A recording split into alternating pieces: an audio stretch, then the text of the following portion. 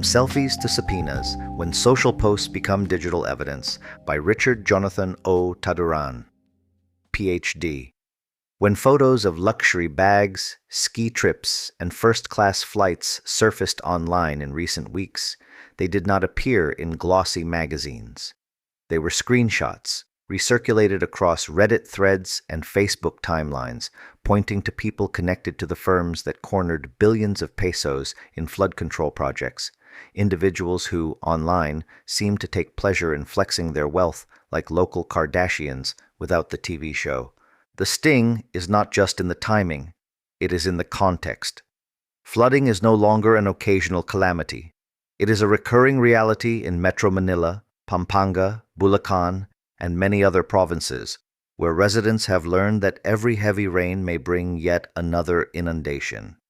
Mainstream outlets clarified that many of the viral images had been pulled from Instagram, YouTube, or TikTok accounts before those were deleted or locked down.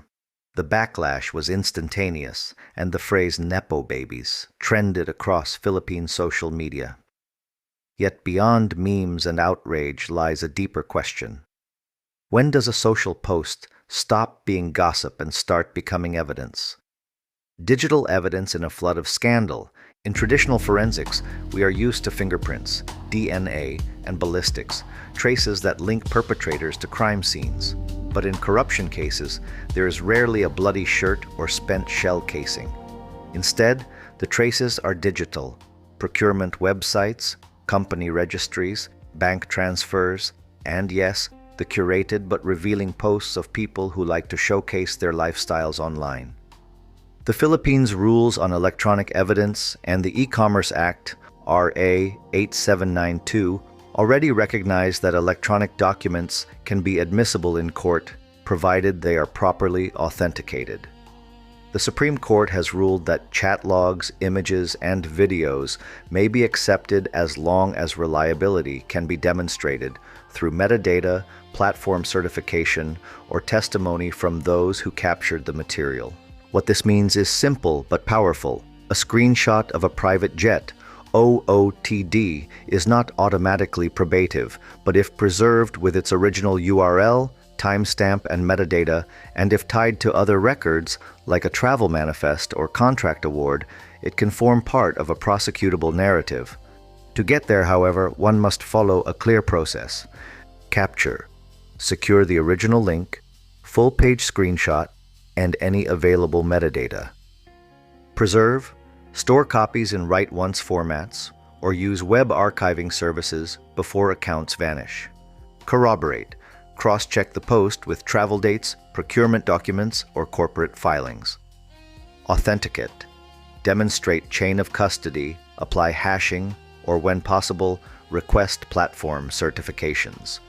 This is how investigators, or any concerned citizen, can transform what begins as viral outrage into something courts can weigh alongside contracts and audit reports. When digital outweighs biological.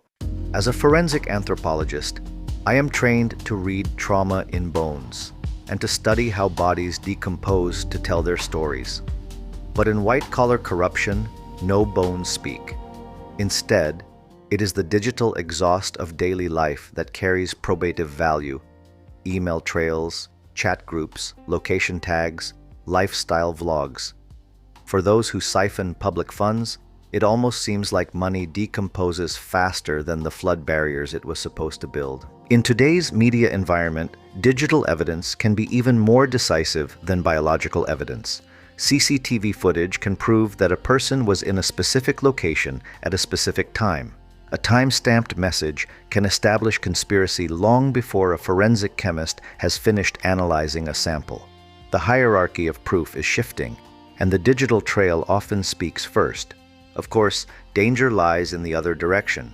Misattributed or manipulated images reposted without context can amount to trial by meme.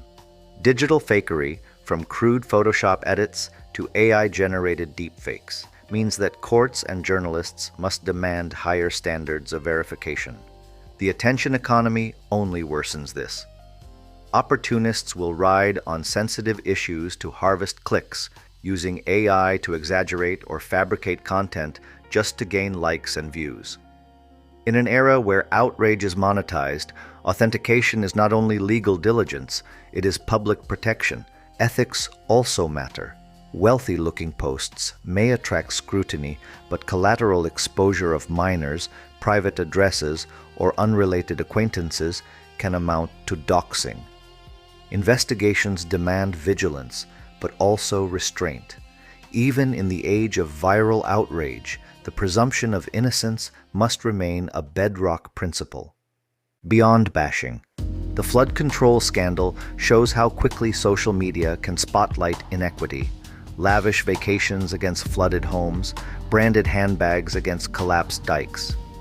But Filipinos should resist stopping at outrage. Posts alone do not convict, courts do. If there is probative evidence, screenshots properly preserved, records meticulously cross-checked, then it must be brought before the proper venues of law.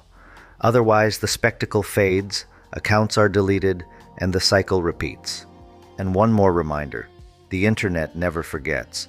What we post today may be harmless fun, or tomorrow's exhibit in court. Wealth displayed online can just as easily become evidence displayed in hearings. The point is not to replace courtroom standards with public shaming, but to accelerate the path from suspicion to admissible evidence. Bashing is easy, justice is harder, but accountability is possible if we stop settling for memes and start demanding cases.